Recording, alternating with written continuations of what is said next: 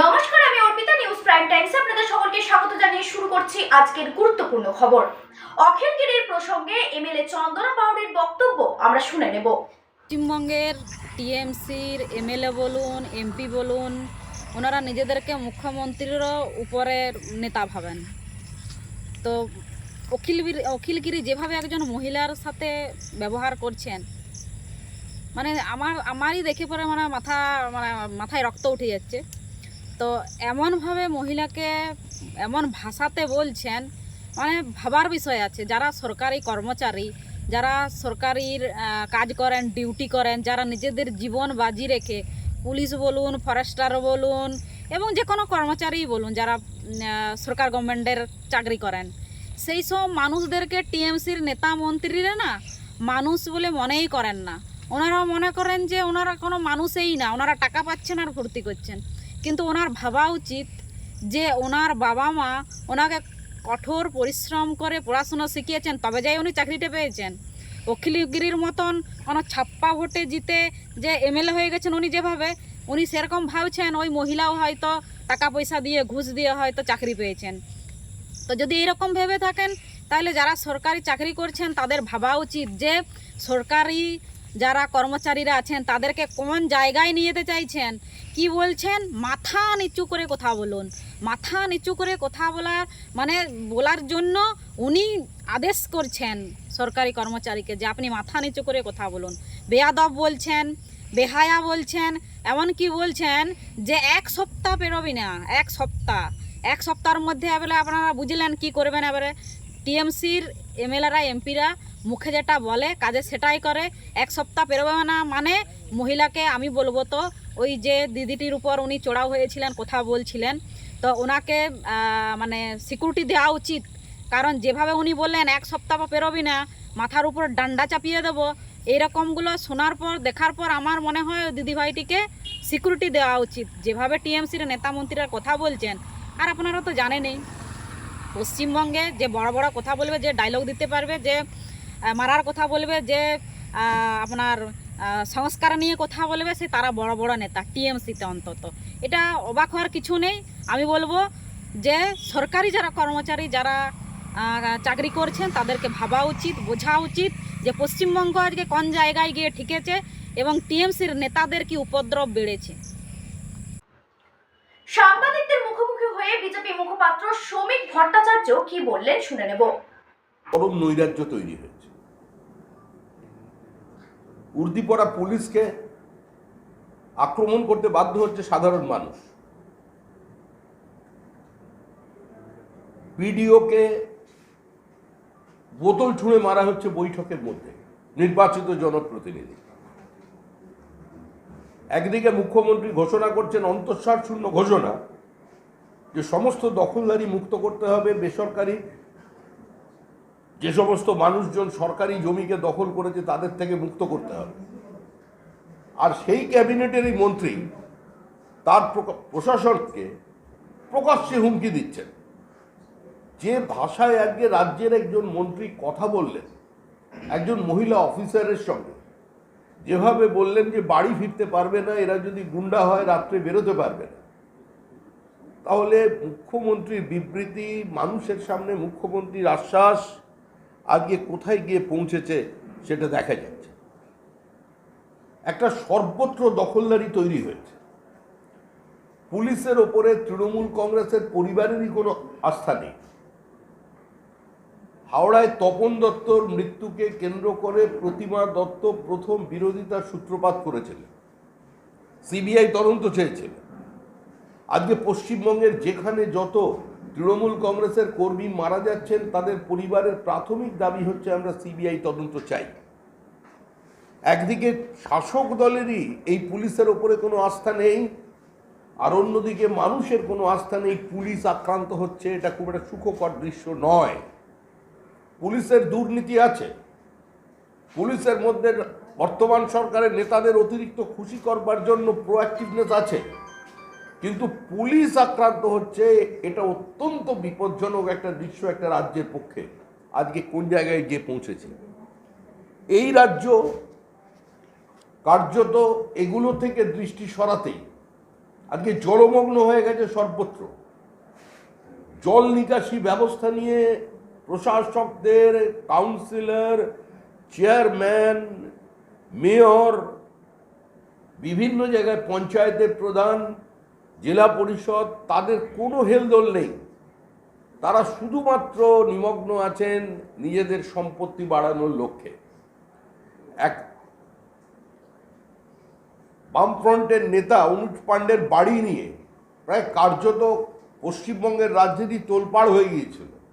যে বামপন্থীদের যেভাবে দেখতে মানুষ অভ্যস্ত ছিল, আজকে সেই বামপন্থীরা কোন পর্যায়ে পৌঁছে গিয়েছে। সমস্ত রাজনৈতিক দল তার বিরোধিতায় নেমে পড়েছিলেন, কিন্তু আজকে যে প্রাসাদোপম অট্টালিকা তৈরি করছে তৃণমূল কংগ্রেসের বিভিন্ন জায়গায়, মিউনিসিপ্যালিটির কাউন্সিলর, মিউনিসিপ্যালিটির চেয়ারম্যান, আজকে পঞ্চায়েতের প্রধান, তাদের সম্পত্তি বৃদ্ধির পরিমাণ চোখে পড়ার মতো। আজকে এই চূড়ান্ত অরাজক অবস্থা তৈরি করেছে তৃণমূল কংগ্রেস। বিদ্যুৎপৃষ্ট হয়ে মৃত্যুর ঘটনা আবার ঘটছে। এই সরকার একটা নিয়ন্ত্রণহীন ব্যবস্থা তৈরি করেছে চারিদিকে। কেন্দ্রের বঞ্চনা, হঠাৎ জিএসটি নিয়ে প্রশ্ন তুলে দিচ্ছেন, বলছেন রাস্তায় নামবো। আরে জিএসটি কাউন্সিলে একটা ভোট আছে কেন্দ্র সরকারের, একটা ভোটই আছে রাজ্য সরকারের। কেন্দ্র সরকারের কোনো অতিরিক্ত ক্ষমতা নেই। অমিত মিত্র যখন জিএসটি কাউন্সিলে ছিলেন, তখন তার 40টার বেশি প্রপোজালকে মেনে নেওয়া হয়েছিল, জিএসটি কাউন্সিল মেনে নিয়েছিল। প্রত্যেক রাজ্যের অর্থমন্ত্রী, তারা এই মিটিং এর সদস্য, তারা উপস্থিত থাকেন। সেখানে জিএসটি ইম্পোজ করবার ব্যাপারে কেন্দ্রের কোনো ভূমিকা নেই। এটা সম্পূর্ণ ঐক্যমত্যের উপরে নির্ভর করে জিএসটি তৈরি হয়। 6 বছরে যার বিরোধিতা করছেন না, হঠাৎ তার বিরোধিতা শুরু করলেন কেন? আর বিরোধিতা করার প্ল্যাটফর্ম তো রাজ্যসভা, লোকসভা কিংবা পশ্চিমবঙ্গের রাজপথ নয়। বিরোধিতা করতে গেলে জিএসটি কাউন্সিলে বসে বিরোধিতা করতে হবে। মুখ্যমন্ত্রী বলছেন যে বক্তব্য রেখেছেন, এবং মুখ্যমন্ত্রীর সঙ্গে সঙ্গে যে বক্তব্য রাজ্যসভা এবং লোকসভায় তোলা হয়েছে, তারা তাদের যে জোটের কথা এখনো তারা বলছেন, সেই ইন্ডি জোটকে তারা সঙ্গে নিয়ে তাদের রাজ্যের অর্থমন্ত্রীদের নিয়ে সেটা তো জিএসটি কাউন্সিলে প্লেস করতে পারেন। এখানে তো বিজেপি শাসিত রাজ্য কিংবা অবিজেপি শাসিত রাজ্যের কোনো প্রশ্ন নেই। এই প্রশ্নগুলো তোলা হচ্ছে, বঞ্চনার প্রশ্ন তোলা হচ্ছে শুধুমাত্র নিজেদের ব্যর্থতাকে ঢেকে রাখবার জন্য। বলছেন সম্পূর্ণ বঞ্চনা চলেছে। খড়গপুর বর্ধমান মোরগ্রাম এক্সপ্রেসওয়ে 10,000 কোটি টাকার থেকে বেশি টাকা স্যাংশন করেছে আগে বর্তমানে কেন্দ্রীয় সরকার। আগে অশোকনগর অয়েলফিল্ড, তার পাশে দেগঙ্গা, বেড়াচাপা, দক্ষিণ 24 পরগনা, উত্তর 24 পরগনায় 4 বছর ধরে রাজ্য সরকারকে ইন্টিমেশন দেবার পরেও তারা পেট্রোলিয়াম মাইনিং লাইসেন্স, তাদের তরফ থেকে আজকে কোনো কিছু করা হচ্ছে না। আজকে গোটা পশ্চিমবঙ্গের আর্থসামাজিক পরিস্থিতিটা পরিবর্তন হয়ে যেত। আজকে সেখানে কোনো হেলদোল নেই, রাজ্য সরকারের পক্ষ থেকে কোনো বক্তব্য নেই। জল জীবন মিশন 2024 সালের 31শে ডিসেম্বরের মধ্যে প্রত্যেকের বাড়িতে ভারতবর্ষে পানীয় জল পৌঁছে যাবে, প্রোগ্রাম শেষ হয়ে যাবে। আর এখানে বা রাজ্য সরকার তারা কি বলছেন? তারা বলছেন যে 2027 সালের 15ই আগস্টে আজকে এই প্রোগ্রামটা শেষ হবে। তাহলে যে মানুষদের বাড়িতে কল যাবেন, জল যাবে না, 2026 সালে যদি নির্বাচন নয়, 2025 সালে বা 26 সালে যখনই নির্বাচন হোক, ওনারা ধরে নিচ্ছেন 26-এ, কিন্তু এই সরকার 26 পর্যন্ত যাবার সরকার নয়। তাহলে তখন তাদের বাড়িতে গেলে কি করবেন? তারা যখন এই তৃণমূল কংগ্রেস সেই বাড়িতে গিয়ে ভোট চাইতে যাবেন, তখন বলবেন আমাদের জলের লাইন কোথায় গেল? প্রধানমন্ত্রী আবাস যোজনা দুর্নীতির যে পর্যায়ে পৌঁছে গেছে, তার জন্য মুখ্যমন্ত্রীর রক্ষা কবচ নিয়ে কেউ কোনো নির্বাচিত জনপ্রতিনিধি গ্রামে ঢুকতে পারেননি, প্রশ্নের সম্মুখীন হয়েছেন। চূড়ান্ত দুর্নীতি, স্বজন পোষণ, স্বেচ্ছাচারিতা এবং ব্যক্তিগত উদ্দেশ্যে এই প্রধানমন্ত্রী আবাস যোজনাকে করে দেওয়া হয়েছে। রাজ্যে 4টি এক্সপ্রেসওয়ের কথা বলা হয়েছে, প্রপোজড এক্সপ্রেসওয়ে। নীতিন গডকরি ঘোষণা করেছিলেন শিলিগুড়িতে বছর 3-4 আগে একটা প্রেস কনফারেন্সে। আমি প্রশ্ন করেছিলাম রাজ্যসভায়, যেটা কি অবস্থা হলো? মন্ত্রীর উত্তর থেকে যা পাওয়া যাচ্ছে সেটা হলো এই রাজ্য সরকারের পক্ষ থেকে সেটার কোনো উদ্যোগ নেই। আমি একটি ছোট ঘটনার কথা উল্লেখ করছি। বসিরহাটের ভ্যাবলা রেলওয়ে স্টেশনের উপরে ওভারব্রিজ, বসিরহাটের মতো একটা প্রান্তিক সীমান্তবর্তী শহর, একটা প্রাচীন শহর, সেই শহরের তীব্র যানজটের একমাত্র কারণ হলো ভ্যাবলার রেলগেট। আজকে 2016 সালে পিঙ্ক বুকে পর্যন্ত উঠে গেছে ভ্যাবলার রেলগেট স্যাংশন করা হয়েছে, এবং আমি নিজে সংশ্লিষ্ট দপ্তরের সচিবের সঙ্গে দেখা করেছি তার আশ্বাস পাওয়ার পরেও। কারণ জানেন, ওপরের আর্চ ব্রিজটা তৈরি করবার খরচা দেয় রেলওয়ে, এবং অ্যাপ্রোচিং যে রোডগুলো হয় সেটার ব্যবস্থা করে রাজ্য। রাজ্য সরকার অনুমতি না দিলে কোনো আরবির রেলওয়ে ওভারব্রিজ তৈরি হয় না। রাজ্য সরকারের লিখিত ক্লিয়ারেন্স নিয়ে, তাদের চিঠি নিয়ে আমি বিধায়ক থাকাকালীন ওখানে ওভারব্রিজের ব্যবস্থা করে এসেছিলাম। আজ পর্যন্ত সেই ওভারব্রিজ সেখানে হয়নি। একটার পর একটা প্রজেক্ট এখানে পড়ে আছে। কেন্দ্র সরকারের কোনো পরিকল্পনাকে পশ্চিমবঙ্গ সরকার বাস্তবে রূপায়িত করতে দিচ্ছেন না। আয়ুষ্মান যোজনা তারা অ্যাকসেপ্ট করবেন না। প্রথমে কিষাণ সম্মান নিধি এই সরকার বিরোধিতা করেছিল। আজকে যে সরকারের বিভিন্ন নির্বাচিত প্রতিনিধিরা দাঁড়িয়ে লোকসভায় প্রধানমন্ত্রীর বিরোধিতা করছেন, তারা এই মুহূর্তে পশ্চিমবঙ্গের আলু চাষিরা কোন অবস্থায় আছেন, আলু চাষ নিয়ে, এবং যারা আলু এই অবস্থার মধ্যে তৈরি পর্যন্ত করেছেন, চাষ করেছেন, আজকে সেই আলুকে তার বাজারকে একটা অনিশ্চয়তার দিকে ঠেলে দিয়েছে বর্তমানের সরকার। যে সরকার কৃষকের কথা বলছেন, সেই সরকার এই রাজ্যে কার্যত ন্যূনতম যে সংগ্রহ মূল্য সেটা পর্যন্ত দিতে ব্যর্থ হচ্ছে। রাজ্যের কৃষকরা, অন্যান্য রাজ্যের অবস্থা ভিন্ন। অন্যান্য রাজ্যে এমএসপিতে তখনই তারা বিক্রি করে যখন বাজার থেকে উপযুক্ত মূল্য তারা পায় না। বাজারে যখন দাম পড়ে যায় তখন এমএসপি ধার্য হয়, তখন চাষি এমএসপিতে সরকারের কাছ থেকে, সরকার তখন তাদের কাছে সংগ্রহ করে, বা তারা তখন সরকারের কাছে ইনফ্রাস্ট্রাকচারের কাছে পৌঁছয়। কিন্তু কার্যত আমাদের এখানে সে ধরনের কোনো খোলা ব্যবস্থা নেই। আমাদের এখানে এপিএমসি তার পরিকাঠামোগত অস্বচ্ছতা আছে, এই কারণে তার সার্বিকভাবে পশ্চিমবঙ্গের কৃষকরা আজকে চরম দুর্দশার মধ্যে পড়েছেন। আজকে যে রাজ্যে মুখ্যমন্ত্রী প্রকাশ্যে ঘোষণা করে দেওয়ার পরেও আজকে দখলদারি চলেছে, এবং দখলদারি শুধু চলছে না, সরাসরি তার ক্যাবিনেটের মন্ত্রী তার বিরুদ্ধাচারণ করতে রাস্তায় নেমেছেন।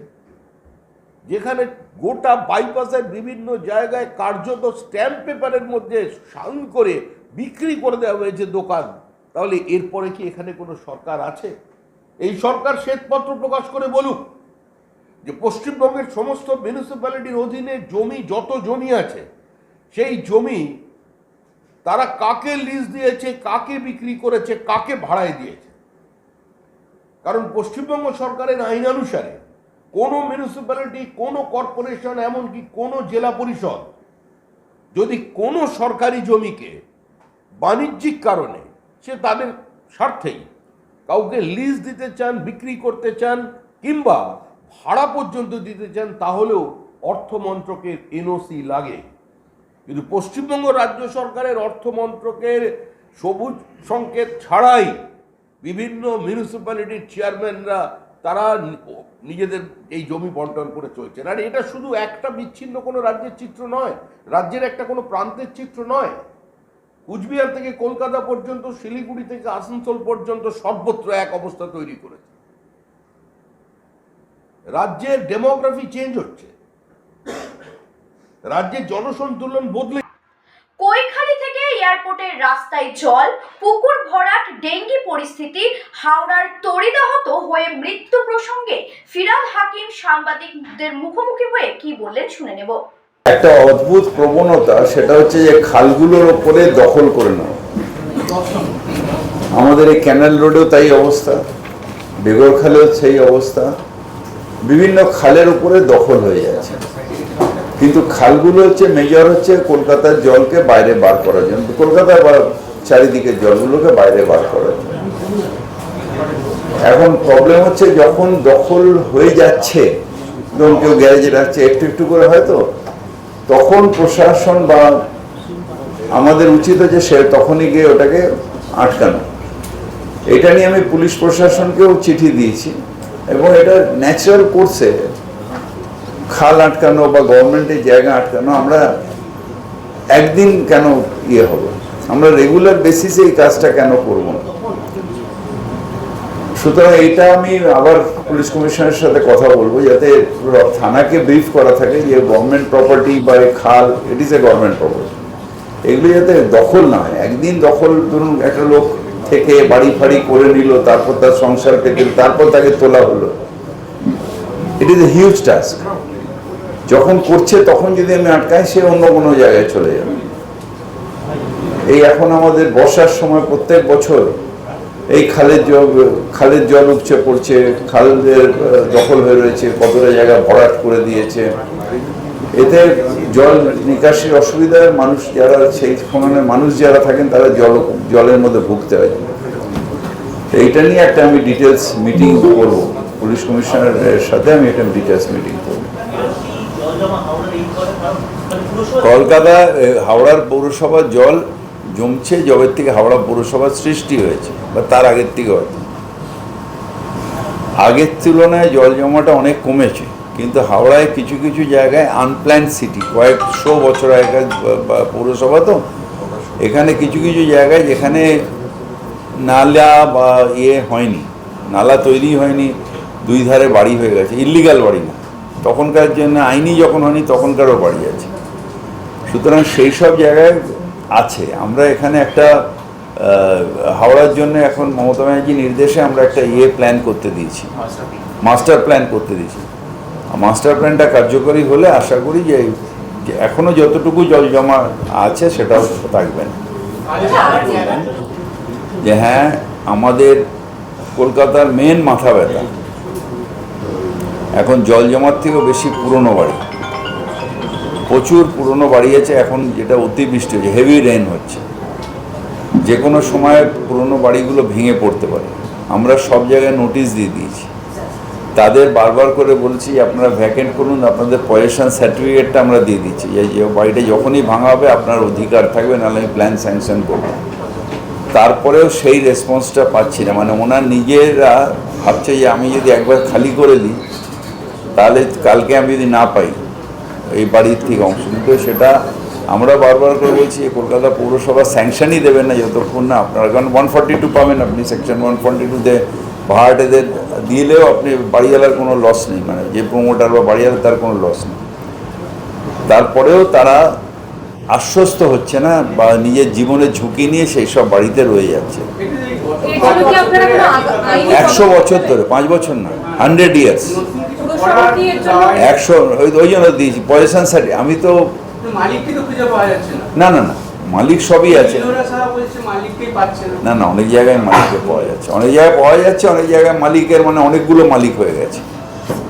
আর সেকেন্ড যেটা হচ্ছে যে আমরা এই যে পজিশন সার্টিফিকেট দেওয়া, এগুলো তো নতুন তৈরি হচ্ছে, আগে ছিল না, বা ওইখানটা ভেঙে দিচ্ছি, সেরকম বাড়ি হয় ভেঙে পড়ছে, আমরা ভেঙে দেবো, ভেঙে দিয়ে তারা নিজেরা টিনের সেট করে ওখানেই থাকবে।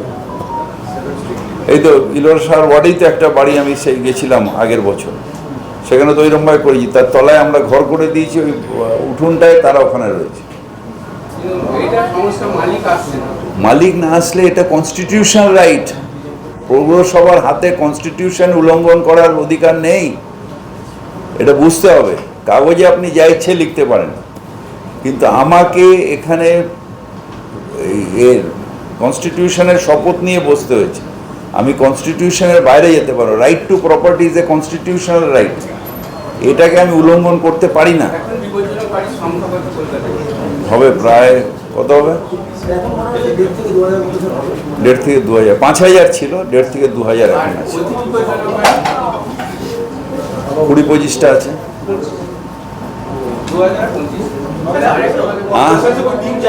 आप ही जाइए, जाके उठा के फेंक दीजिए। বলছি হাওড়ায় যে ঘটনা ঘটলো কোলাঘাটেরা 22 বছরের একটা মেয়ে মাধ্যমে মারা গেল। খুব দুঃখের, এটা খুব দুঃখের।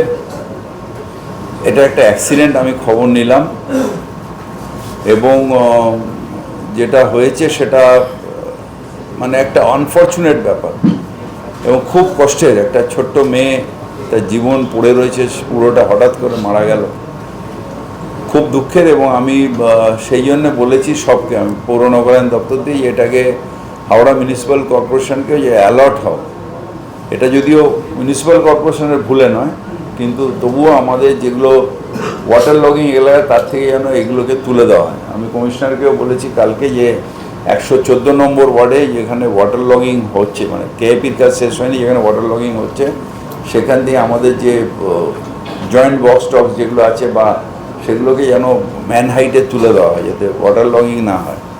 কারণ কিছু বছর আগে ইকবালপুরে এরকম ওয়াটার লগিংয়ের জন্যে হয়ে ইলেকট্রিফিকেশন হয়ে দুটো বাচ্চা একসাথে মারা গেছিল। হ্যাঁ, সেটা হয়েছে একটার, এখানে দুটো বাচ্চা ওই জল দিয়ে যাচ্ছিল, এভাবে মারা গেছে। সুতরাং এটা একটুখানি খেয়াল রাখ। কলকাতা ঠিক আছে, আমাকে কোথায় গেল ভৌমিক সাহেব, উনি আমাকে কমপ্লায়েন্স রিপোর্টটা দিয়েছেন। কমপ্লায়েন্স রিপোর্ট পেয়েছেন তো? কমপ্লায়েন্স রিপোর্ট দিয়েছেন যে there is no leakage, feeder box সব উনি দেখে যে আমার এ নেই। তবুও আপনারা ক্যামেরা নিয়ে ঘোরেন, সব জায়গায় একটু দেখে নেবেন। ফরেস্ট অফিসার সরকারি কাজ করতে গিয়েছিলেন রাজ্যের মন্ত্রী, তিনি সরাসরি রাজ্যের একজন সরকারি আধিকারিককে জানোয়ার বলেন এবং তাকে মানে কন্ট্রোভার্সিয়াল ঘোষণা করেন। এটা কি রাজ্যের মন্ত্রীর কাছে কাম্য এই ধরনের ঘটনা? আমি কোনো কমেন্টস করবো না, কারণ এটা আমি জানি না। আমার এখানে কর্পোরেশনের যা যা কোশ্চেন করার করুন, আমি বলবো। হ্যাঁ, ডেঙ্গি নিয়ে বলুন। স্যার 28/7 অবধি কলকাতা শহরে 204টা ডেঙ্গু হয়েছে। গত সপ্তাহে মোটে 20টা ডেঙ্গুর রাইজ হয়েছে, মানে গত সপ্তাহের স্ট্যাটিস্টিক্স। আর ডেঙ্গু টোটালি 40% ডাউন। আর ম্যালেরিয়াটাও স্যার বলে দিন, ম্যালেরিয়া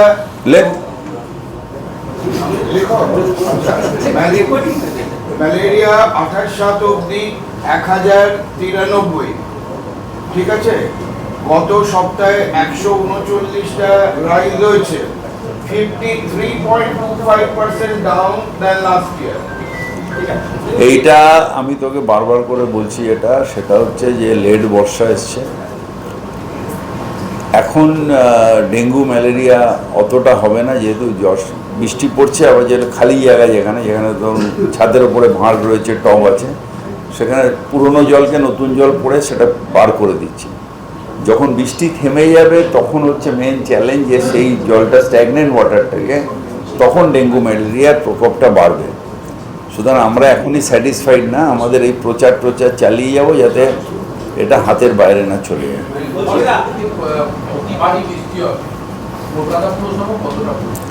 কলকাতা পৌরসভা প্রস্তুত বলেই আপনারা সবাই নিউজ চ্যানেলে সারা ভারতবর্ষের ছবি দেখাচ্ছেন, কিন্তু কলকাতার ছবি এত চেষ্টা করেও দেখাতে পারছেন না।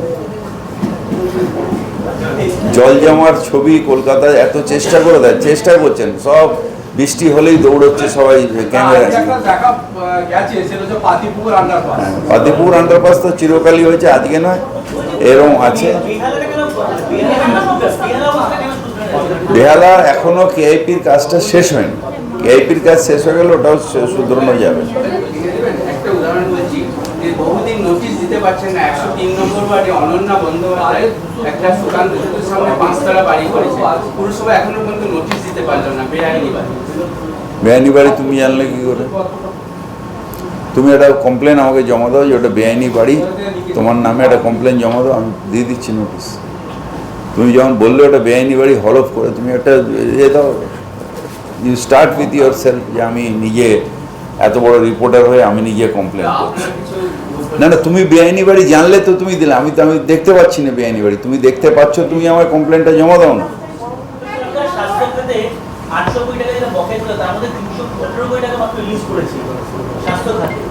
এটা স্বাস্থ্য দপ্তর বলবে, এটা আমার দপ্তর না, আমি এটা নিয়ে বলতে পারবো।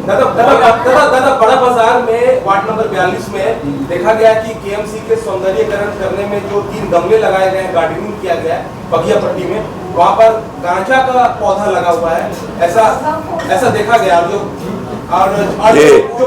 जो पार्षद है वो कह रहे हैं कि ये कॉर्पोरेशन को बदनाम करने के लिए या मुझे बदनाम करने के लिए कोई लगा गया है, लेकिन अभी तक इस पर कोई एक्शन नहीं हुआ है। गांजा का 3 पौधा पूरा लगा हुआ है।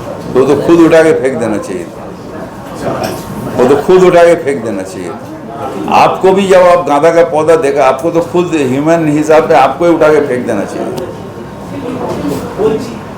জল জমবে না এটা আমিও গ্যারান্টি নিচ্ছি না, আরও হেভি বৃষ্টি হলে জল জমবে, কিন্তু আমার এমএমআইসি তারক সিং এবং ড্রেনেজ ডিপার্টমেন্ট কোথায় ডিজি কই এরা ডিসিল্টিংটাকে এত ভালো করে করেছে যে নর্মাল জল বেরিয়েছে, এবং অ্যাবনর্মাল জল হলে কয়েক ঘন্টা তো নিশ্চয়ই জমবে, কিন্তু নর্মাল যে বৃষ্টি বা এখন তো অতিবৃষ্টিও হয়েছে, তাতেও সেই পরিমাণ আগে যে জল জমার যে যন্ত্রণা ছিল সেটা নেই। নিশ্চিতভাবে কয়েকটা পকেটে এখনও আছে, পাতিপুকুরে আছে, বেহালায় যেখানে কেআইপির কাজ চলছে সেখানে আছে, 114 নম্বর ওয়ার্ডে, 127 নম্বর ওয়ার্ডে আছে, কিন্তু ওভারঅল যে জল জমার যেটা সেটার থেকে কিন্তু এবার আমাদের পরিস্থিতিটা অনেকটা ভালো। ডেঙ্গির প্রভাব বেশি ছিল, আপনারা প্রচুর সতর্ক করেছেন, কিন্তু তারপরেও এবারও আজকেও আমরা গিয়ে দেখলাম যথারীতি সেই চারিপাশে ময়লা ফেলা, সেই প্রবণতা কমছে না। আপনারা তো স্ট্রিক্ট ব্যবস্থা নিচ্ছেন। আমরা আবার মেডিকেল কলেজে যে সুপার আছেন তাকে আমরা আমাদের সিএমএইচও সাহেব তাকে দেবেন যে এগুলো আপনারা জল জমছে আবার নতুন করে এগুলোকে পরিষ্কার করে নিন।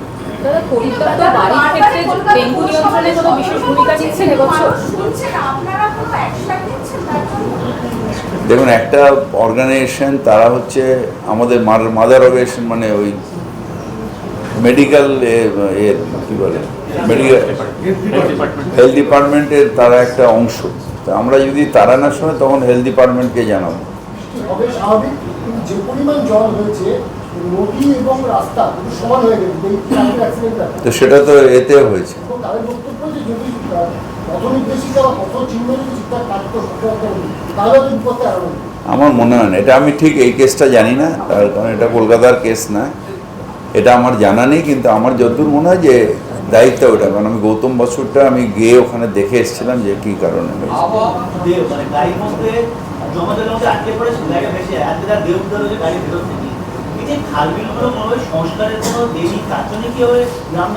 না, এগুলো ওখানে যেগুলো হচ্ছে সেটা হচ্ছে হরকা বান আসছে।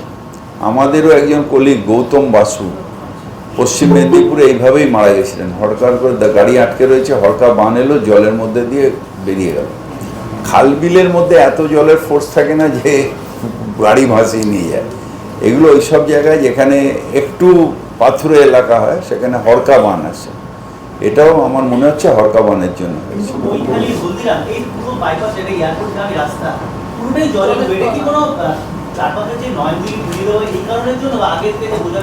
এটা হচ্ছে যে আমাদের সল্টলেক হওয়ার থেকে আরম্ভ করে আমাদের যে ওয়েটল্যান্ডগুলো ছিল সেই ওয়েটল্যান্ডগুলো অনেক জায়গায় আগের থেকে, অনেক বছর আগের থেকে এগুলো সব এনক্রোচমেন্ট হয়ে গেছে। সেই জন্য আগে নর্মাল জলটা নেবে যেত ওখানে, এখন এগুলো ডেভেলপমেন্ট হতে ন্যাচারালি অনেকগুলো কনস্ট্রাকশনও হয়েছে, এইটা ন্যাচারাল জলটা এখন নামছে না। অথচ যে সময় হয়েছিল, বাইপাস তৈরি হয়েছিল, সেই সময় ড্রেনেজটা তৈরি করা হয়নি। এখন আমরা কলকাতা কর্পোরেশনের হাতে টোটাল বাইপাসটা নিয়ে আমরা একটা কম্প্রিহেন্সিভ প্ল্যান করছি, যেখানে ইউটিলিটির জন্য আলাদা টানেল থাকবে, ড্রেনেজ সিস্টেম থাকবে, এবং বাইপাসটা ওই ম্যাস্টিক, মেকানিক্যাল ম্যাস্টিক দিয়ে বাইপাসটা পুরো তৈরি করা হবে। এটার জন্য আমরা একটা নতুন করে করছি, এই শীতের সময় কাজটা শুরু হবে, অনুদান নেয় না, একটাও পুকুর ভরাট হচ্ছে না। ওয়ার্ড নাম্বার 133 বড় 15 ইন 142 মন্দিয়ালি হরিসভা না, একটাও নতুন হচ্ছে না, একটাও নতুন পুকুর ভরাট হচ্ছে না, বরং যে পুকুর ভরাটগুলো আগে দেখতে পাওয়া যাচ্ছে না, কারণ এটা প্রাইভেট পুকুর, কিন্তু ওখানে লোকাল ওসিকে বলা আছে এটার দিকে একদম তীক্ষ্ণ নজরে, যদি পুকুর ভরাট হয় ফিশারি অ্যাক্টে অ্যারেস্ট হবে। রাজ্যে ডেঙ্গুতে এখন পর্যন্ত 833 জন আক্রান্ত হয়েছে, সবচেয়ে বেশি হচ্ছে মালদা, তারপর উত্তর চব্বিশ পরগনা, তারপর হচ্ছে মুর্শিদাবাদ।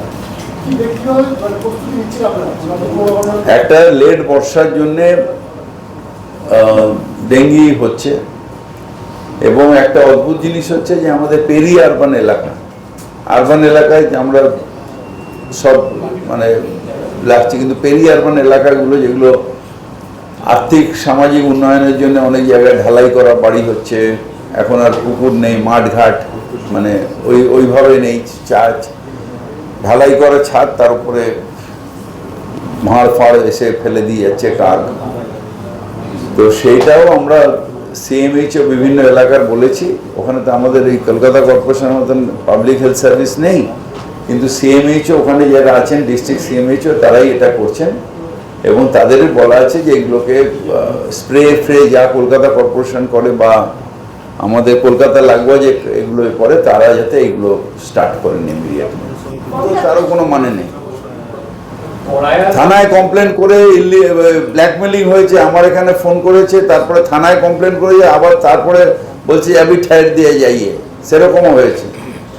অনেকে আছেন ব্ল্যাকমেলিং এর জন্য থানায় কমপ্লেন করেন, তার মানে ইয়ে সত্য তা নয়। কেউ আমরা এগুলো দেখে নিচ্ছি, কেস টু কেস দেখে নিয়ে করবো।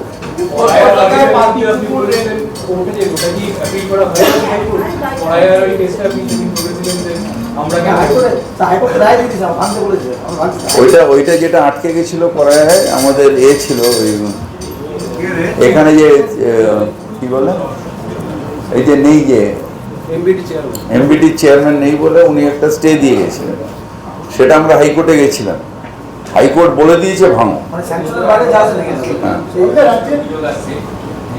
প্রমোটাররা একটা ফায়দা নিচ্ছেন। আপনি আগেও বলেছেন গড়িয়ার ভদ্রমহিলা পৌরসভাকে শহর মানল, আজকেও বলছেন হাঁ করে বসে আছে, এবং আমরাও দেখছি যে বেআইনি বাড়ির ক্ষেত্রে অনেক ক্ষেত্রে তাকে এখন নতুন করে কোনো বেআইনি বাড়ি হচ্ছে না, এটা ফার্স্ট পেজে হেডিং করে লিখুন যদি আপনার ক্ষমতা থাকে।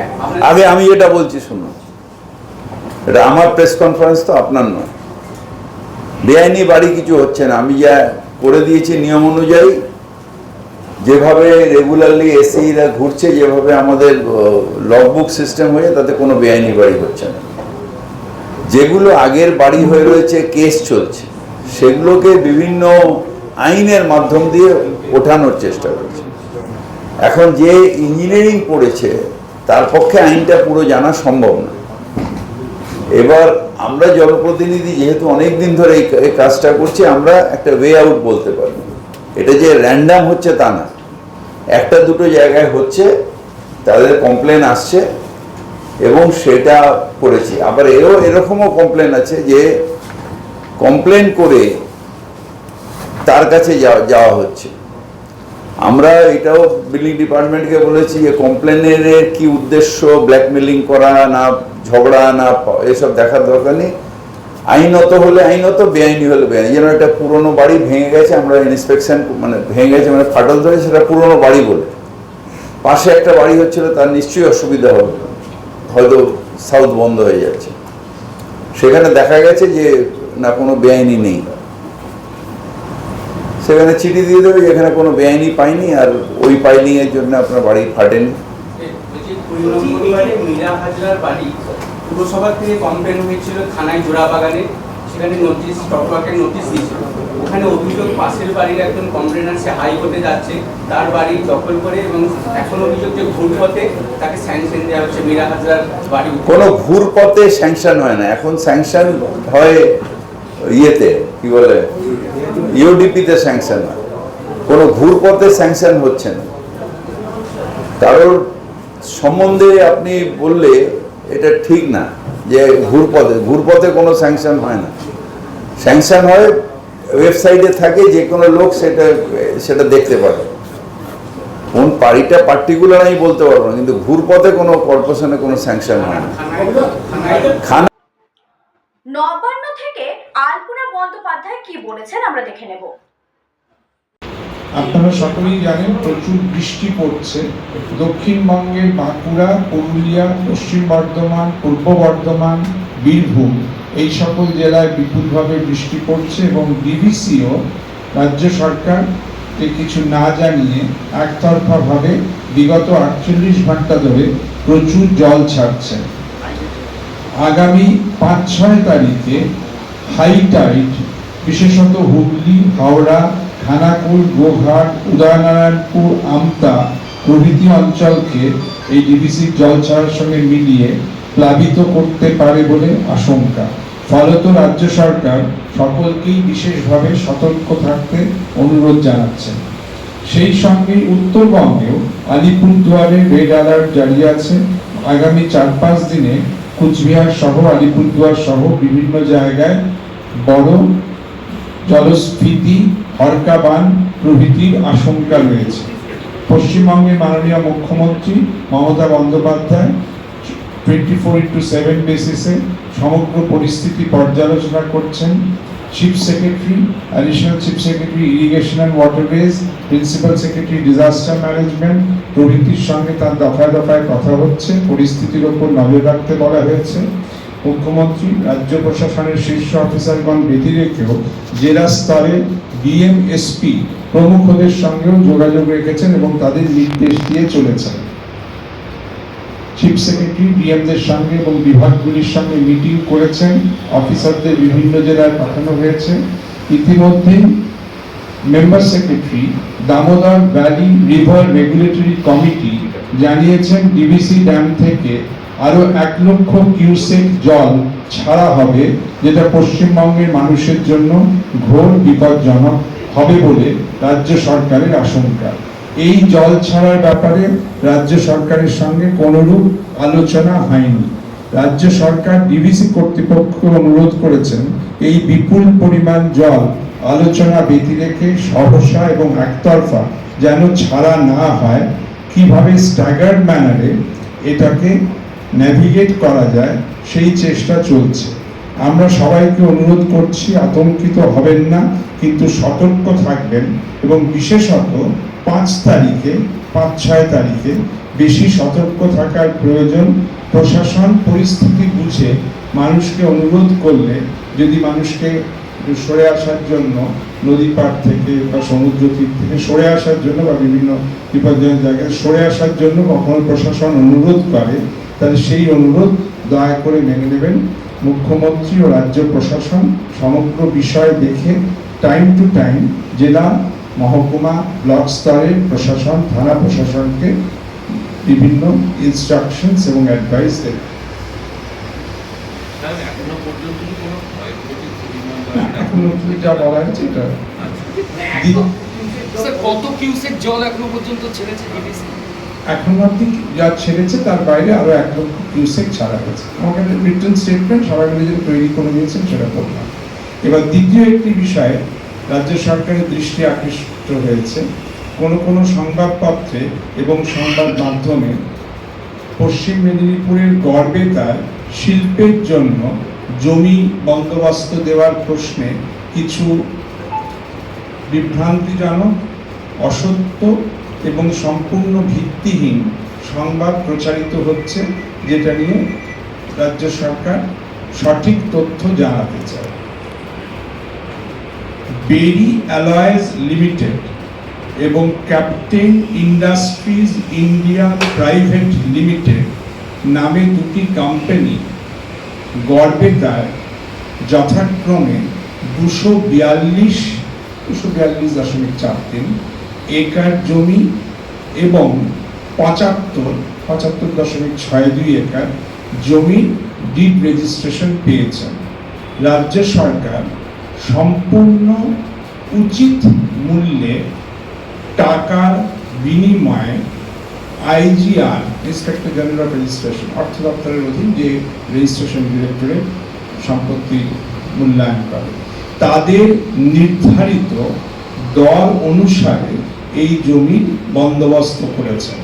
ক্যাপ্টেন ইন্ডাস্ট্রিজ ইন্ডিয়া লিমিটেড দিয়েছেন 30,46,50,000, বেরি অ্যালয়েজ দিয়েছেন 12,58,00,000 18,60,000।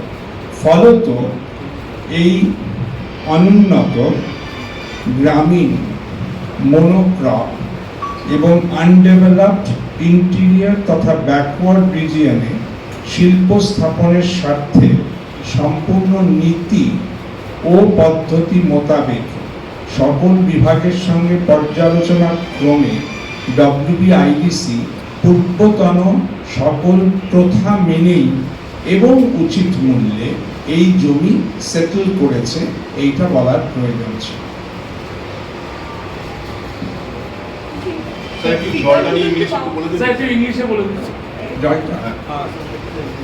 There has been heavy rainfall in the South Bengal districts of Bankura, Purulia, Paschim Bardhaman, Purbo Bardhaman and Birbhum. Along with this, DVC has also released huge quantity of water unilaterally and without consulting the state government over the last 40 years. This has caused waterlogging and flood-like situations in some parts in Paschim Bardhaman, Purbo Bardhaman, Bankura and Hooghly. Simultaneously, of course, in the North Bengal districts also, heavy rainfalls have been there, and it is likely that in the next 4-5 days, there will be heavy rainfall in North Bengal, especially in Alipurduar, where red alert has been issued, and in districts like Kuch Bihar. On 5th and 6th of this month, high tide